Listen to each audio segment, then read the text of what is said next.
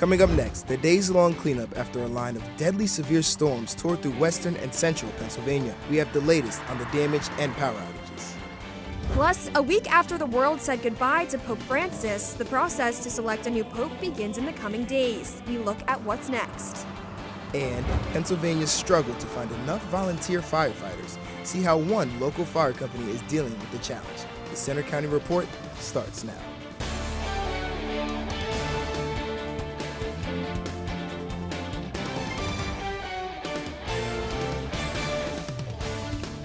Good afternoon. I'm Derek Stilley. And I'm Mackenzie Bruns. Thanks for joining us for the Center County Report.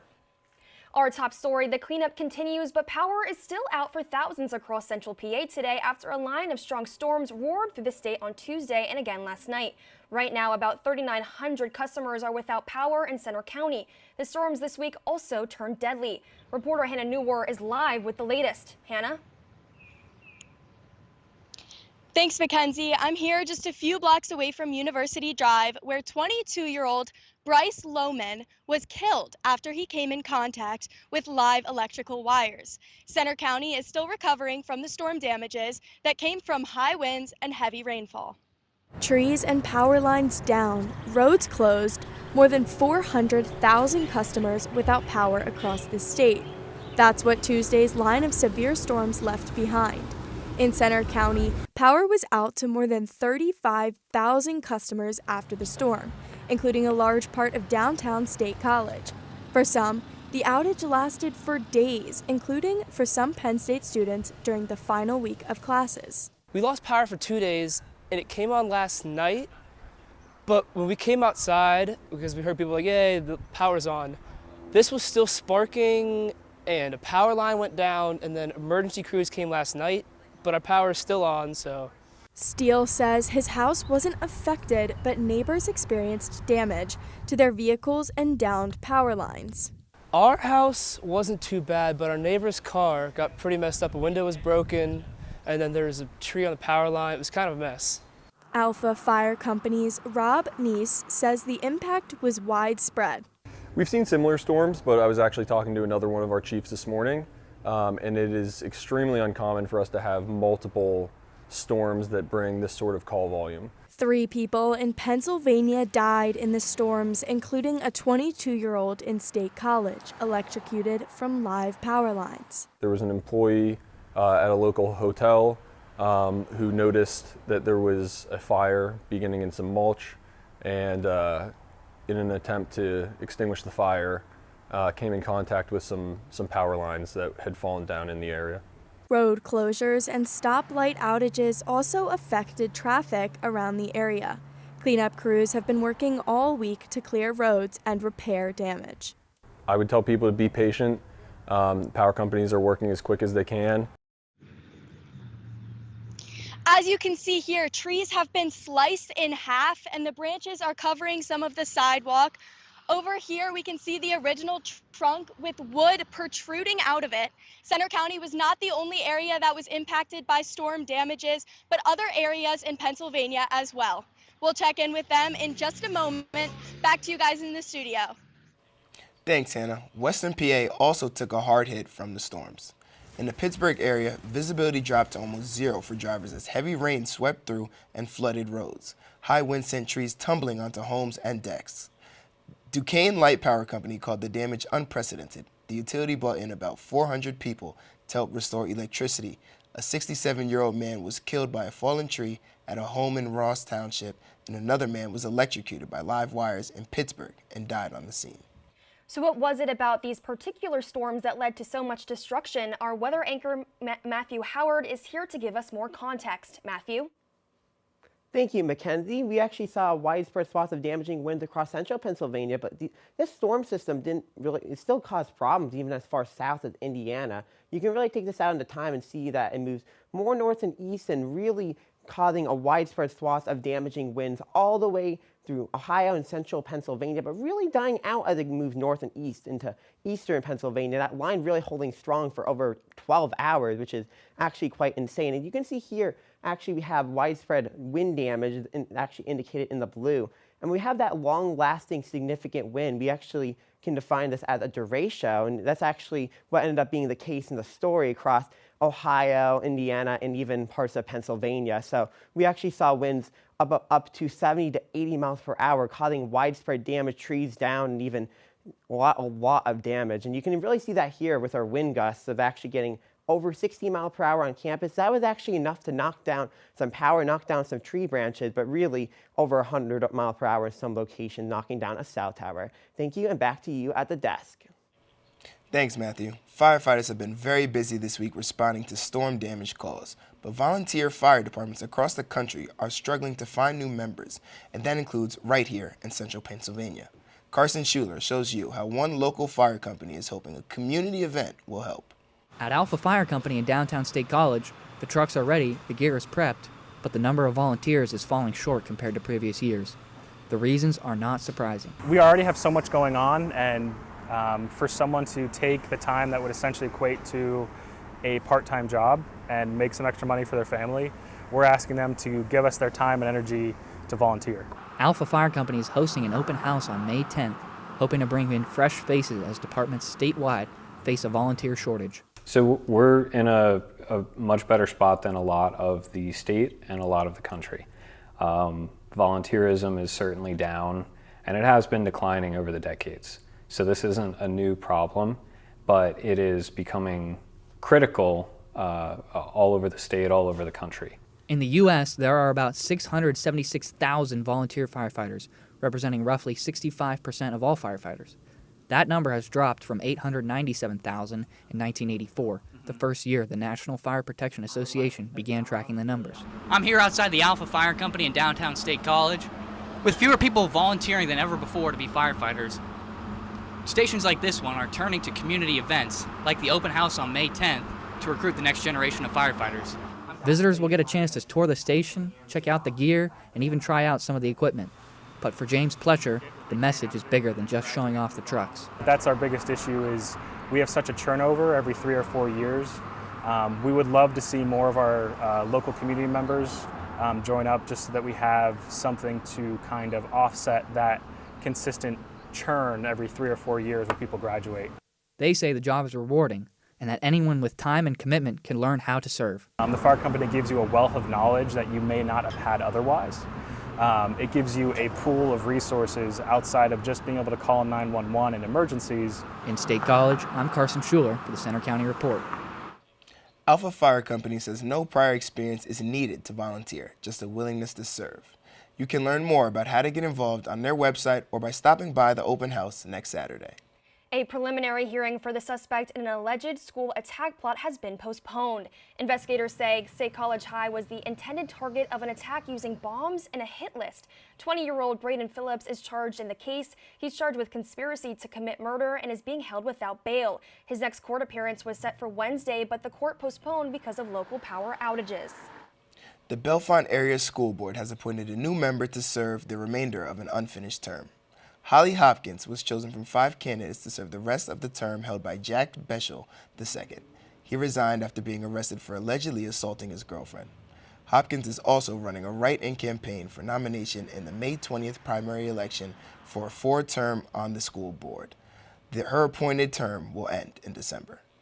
Construction is moving ahead on an $89 million renovation project at Penn State. Crews are renovating the Sackett building on the University Park campus. It's scheduled for the completion in 2027. Once known as the main engineering building, Sackett will have 2 new wings, interior updates, and safer pedestrian access. The project will also add 12 general-purpose classrooms and expand office space for the College of Engineering. The process to select the new pope begins next week in Rome. That's more than 2 weeks after Pope Francis's death. Isabel Charbonneau has more on the upcoming conclave. When Pope Francis died last month, it began a series of centuries-old ceremonies and rituals, from his funeral last week to the upcoming conclave to choose a new leader for Catholics around the world. That conclave starts next week as more than 130 eligible cardinals from around the world meet in secrecy in Vatican City. So I think there'll be a focus on the papacy in that way, out of mourning a leader and then a curiosity of who the next leader is. The cardinals will be sequestered in the Sistine Chapel and will vote in secret. A 2/3 majority is required to select a new pope. If there's no majority, more rounds of voting will continue until someone is chosen. Each round of voting ends with the ballots being burned and black smoke billowing from the chapel's chimney. When white smoke appears, it signals a new pope has been chosen. Though the last conclaves in 2005 and 2013 took just 2 days, the process could take longer. It's a process that nobody wants to rush, and in this case, I don't think it will be rushed. Of the eligible cardinals, Pope Francis appointed 80% of them, meaning this is their first conclave. The makeup of this College of Cardinals is diverse and includes liberal and traditionalist cardinals. For the first time in history, fewer than half of those who will vote are European. I'm Isabel Charbonneau for the Center County Report. When the new pope is chosen, he'll be presented from the balcony of St. Peter's Basilica to deliver his first blessing to the world. We've talked a lot about weather today. What's in the forecast this weekend? We'll check coming up. And apple juice is being recalled in 28 states, including here in Pennsylvania. Also coming up, the deadline is almost here for a new requirement to get on a plane. Are you ready? The story after the break. When we first met Todd, he was singing a song, and I was like, wow, look at this kid with the biggest smile.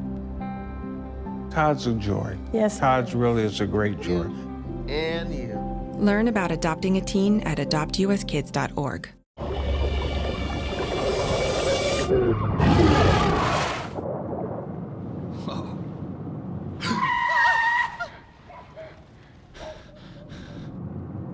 Eyes forward. Don't drive distracted. Children are the greatest joy and our best hope for a better future. Friends, they are the future. But did you know that millions of kids are facing hunger every day? Food is not just food. It's energy, health, confidence, hope, and even love. Yes, love. Thank you! Learn more about how No Kid Hungry is helping end child hunger in America at helpnokidhungry.org.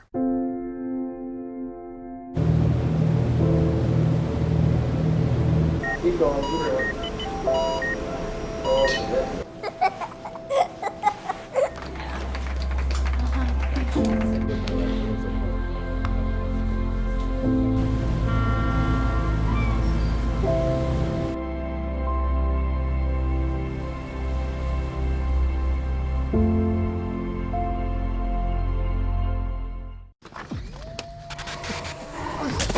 Multiple studies have shown that marijuana can slow both driver reaction and response time, which can be really dangerous.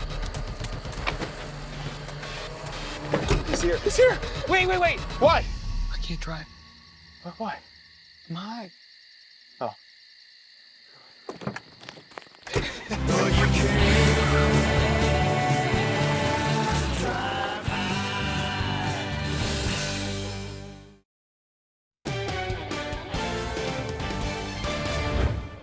The deadline is almost here for travelers to get their real ID in Pennsylvania. Starting next Wednesday, residents will need their state-issued real ID or another form of federally accepted identification like a passport or military ID to board any domestic commercial flight, enter a military base, or federal facilities that require ID. Getting a real ID in Pennsylvania is optional, but if you want to continue to use your driver's license or identification card to fly domestically instead of a passport, you'll need to get one before May 7th or before your first flight after that date. More than 2.6 million Pennsylvanians have gotten a real ID driver's license or ID card since they became available in the state in 2019. A popular apple juice brand is recalling more than 170,000 bottles across 28 states, including Pennsylvania. The FDA says Martinelli's apple juice bottles may contain elevated levels of patalin, a toxin produced by mold that can grow in apples. The affected products are 10-ounce glass bottles with the white metal screw-top lids. So far, there are no reports of anyone getting sick.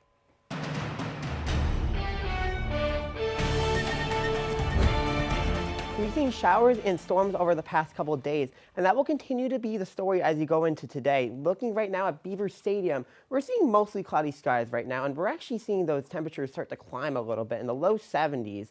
But really you can see what's noticeable right now is that wind at 15 miles per hour, and it's also feeling a tad bit muggy outside as well. Across the region right now, you can really see near 80 in Harrisburg, but as you go a little bit more west, you can see temperatures in the low 70s. As we zoom out a little bit more where we have cloud cover, we're still hanging in the 60s right now. Taking a look at our radar and satellite, we have mainly clear condition, partly cloudy skies, but you can see a little bit in that northwestern part of the state. You can see a few showers starting to work their way in, and that will continue to be the case as we go throughout the next 12 to 24 hours. We have a low pressure system out to our north that actually yesterday where we saw some of those showers and storms, that warm front was accompanying with it. And we'll start to see multiple rounds of showers and storms through the coming days. If you're going to move in on tonight, be prepared for the chance of some showers and storms. It will be mainly dry for the most part, but temperatures will be in the mid-70s, a little bit breezy at time, and maybe be prepared from some of that rain. Looking at our severe weather outlook today, we have a slight risk actually out in western Pennsylvania, marginal risk in central Pennsylvania. So chance for a strong storm or two cannot be ruled out, but a little bit more isolated than it could be. And we'll time that out all for you today. We're going to actually see partly to mostly cloudy skies throughout the afternoon and evening, but really going to see is that cloud cover increasing, and especially tomorrow we're going to see more shower activity. Some showers and thunderstorms cannot be ruled out. Maybe a locally strong storm can be possible. Greatest chance will be for some damaging winds. And will be a little bit cooler than it was today, but that rain will not be lasting all day. Taking a look at today's forecast, we're going to be sitting into the upper 70s with a slight chance of a PM shower or storm. And tonight, we're going to be dipping down to the upper 50s with some storms possible early. Taking a look at our 7-day forecast, we're really going to be seeing more muggy conditions just about every single day, chance of showers and storms. And we're actually going to be sitting in the 70s just about every day. So still going to be widespread rain going into the weekend, but won't be raining the whole time. Yeah, I'm praying for sunshine, no rain. The rain might be good news for some really devastating news in New Jersey. Forecasters hope weekend rain showers will help put out a wildfire in Ocean County, New Jersey that's burned more than 15,000 acres, and a 19-year-old is facing criminal charges for starting it. Joseph Kling faces arson charges after investigators say he set a bonfire that wasn't properly extinguished. The fire quickly spread, forcing thousands of evacuations and destroying at least one commercial building. Officials say it's one of the largest wildfires in New Jersey in 2 decades. Now to sports with Allie. Coming up next in sports, Penn State's hockey coach looks back on a wild season that led to the Frozen Four. Also coming up, Penn State's men's volleyball begins what they hope will be a deep tournament run. We take a look. Hey there, I'm Lance Bass, and this is Chip. And if you're like me, your pets mean the world to you. And if disaster strikes, saving them is a priority. Learn how to keep your best friends safe at AmericanHumane.org.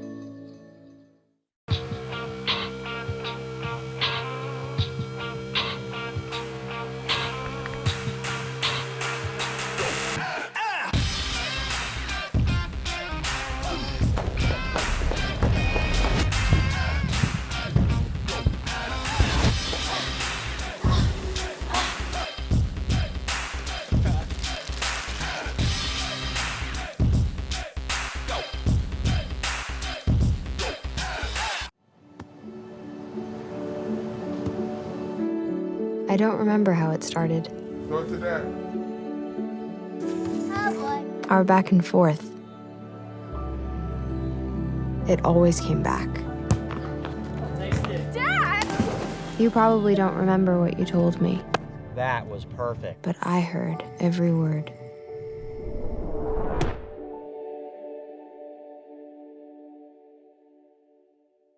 With Julia's autism, loud sounds can be too much. But she still loves to make music. Yeah. Play band. Early screening for autism can make a lifetime of difference. Find out more at screenforautism.org.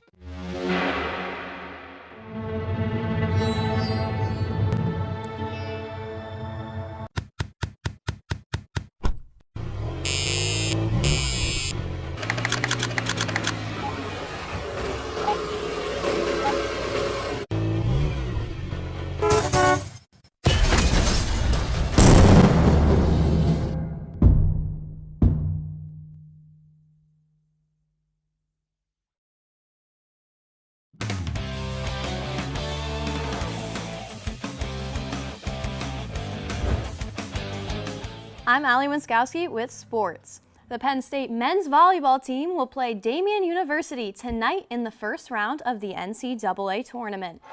The Nittany Lions beat Princeton to end the regular season, then beat them again in the EIVA tournament for Penn State's third straight EIVA title.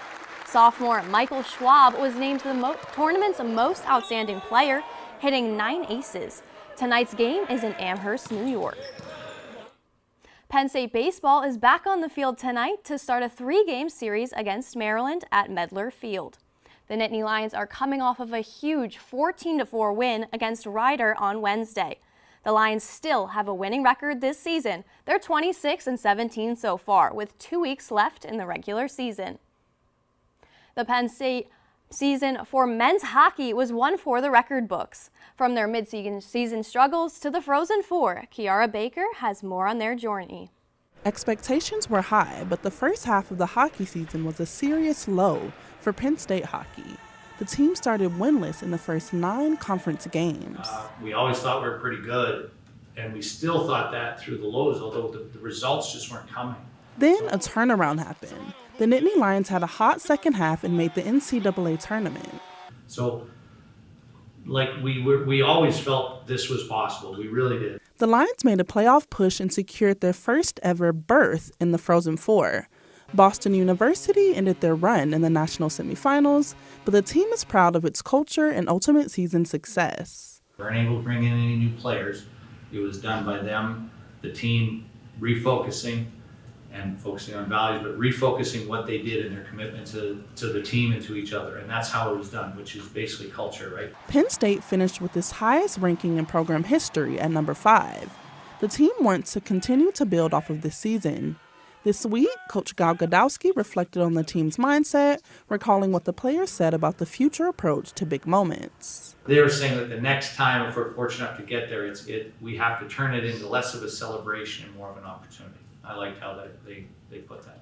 Penn State men's hockey has set a new standard for its program. From here at Pagula Ice Arena, it's clear that the future of Nittany Lion hockey is brighter than ever. In University Park, I'm Kiara Baker for the Center County Report. Penn State football has wrapped up spring ball. Next up will be summer workouts and then August training camp. The blue-white game last weekend marked the end of spring practice. Many fans had questions about the wide receivers and got to see some new faces at Beaver Stadium when Devontae Ross and Kyron Hudson made their Penn State debuts. Also on Saturday, Penn State added its 3rd wide receiver from the transfer portal in Trevor Pena. He was an all-ACC selection at Syracuse. But then obviously you guys really got your first look at Hudson and Ross. And both of those guys we think have very, very bright futures. But we're going to need competition throughout the entire room. The season will be here before you know it. The first game is August 30th at home against Nevada. The NFL Draft is officially coming to Pittsburgh next year. After stops in Detroit and Green Bay, the league's biggest off-season event will take over Point State Park and Acrisure Stadium, bringing fan experiences, concerts, and the draft itself to Steel City. The Philadelphia Eagles continued their victory celebration this week as they took a trip to the White House. The Super Bowl champs decided to attend the White House ceremony and meet President Trump. But some players were missing because of what they called scheduling conflicts. Those missing players included quarterback Jalen Hurts and wide receivers A.J. Brown and Devontae Smith. That's all for sports, Mackenzie and Derek. And just today, the Eagles are starting their season with mini rookie camp. Yeah, I'm extremely excited to see what defensive coordinator Vic Fangio could do with Jahad Campbell in that system. Yeah, I've been an Eagles girl born and raised, so I'm happy to hear that news. Go Birds. Thanks, Allie. Coming up next, it's a highlight of the end of Penn State's school year. We'll check in live to preview a big event happening later today. Hear that? That's the sound of your life. Perfectly imperfect. But every time you drive after drinking, the music gets drowned out. Your life sounds pretty great. Don't let a buzz ruin it. Buzzed driving is drunk driving. Don't drive buzzed. There's been another deadly shooting at a local elementary school. According to authorities, the suspect acquired the gun from a family member's home before using it to take the lives of innocent children and teachers. Store your gun securely, locked, unloaded, and away from ammo. When it comes to disasters and emergencies, it's not a matter of if, but when. I'm relying on luck, but who knows if it'll be on my side. Let's prepare so we all have a better story to tell. Take control at ready.gov/olderadults. When I was 10, my mom got deported. We had a difficult time, and I feel that's why I didn't get to finish school. My husband is really supportive in a way that he pushed me to go back to school. She wants to have a career so her kids can look up to her. They both keep me motivated to go to school, and they see that if I do it, like, they can do it too, you know? I feel that everything's possible. Find free adult education classes near you at finishyourdiploma.org. For decades, I've taught you everything I know. How to safely build a fire, and how to control the flames. But I can only teach wildfire prevention. Only you can prevent wildfires.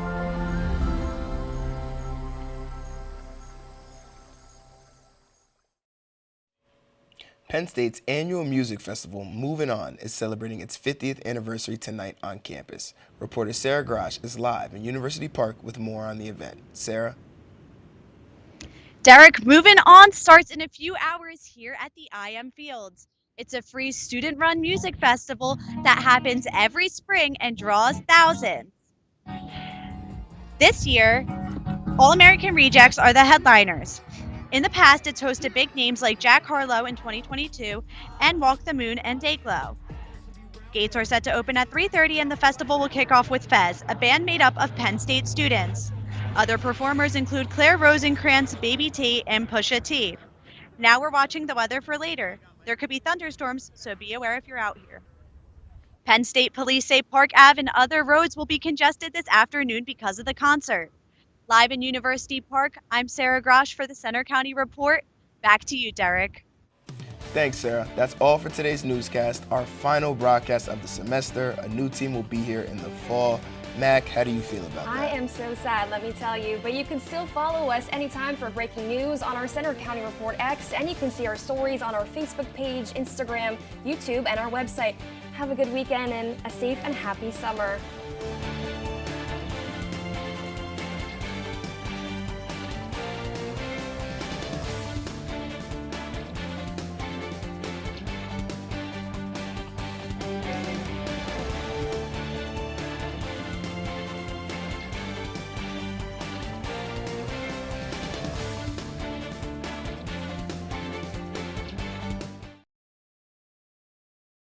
No young person should ever have to worry about having a safe place to sleep at night, or whether anyone cares about them. But the reality is, 1 in 10 young adults will experience a form of homelessness this year. For over 50 years, Covenant House has been helping youth in crisis and giving them the support and tools they need to succeed in life. To learn more, go to covenanthouse.org today. Thank you for caring. In Iraq, our truck hit a roadside bomb. I had about 16 surgeries on my hand so that I could regain function. And when I came home, I needed a new roof due to a storm. And I was about to lose homeowners insurance as well. I applied for Operation Homefront Critical Financial Assistance Program. And it's good to know that when we come home, there are people who are there that care about us. Operation Homefront, they've really been a blessing. I'm Sandra, this is Jorge, and we were adopted in 2019. I remember when they first came to us, Michael was already a teenager. The whole cliche of, they're so lucky to have you guys, and it's the other way around. They have changed our family for the better. They chose to love us. They didn't have to. They chose us. Family. Learn about adopting a teen from foster care. You can't imagine the reward. Visit adoptuskids.org. The new Walk EMS experience was so uplifting. All of us are coming together, not only for that walk day, but for every day. I love the energy at Walk MS. It is community, it is family. I can ride that high for the rest of the year. A cure is on the line for me. A cure is on the line for all of us.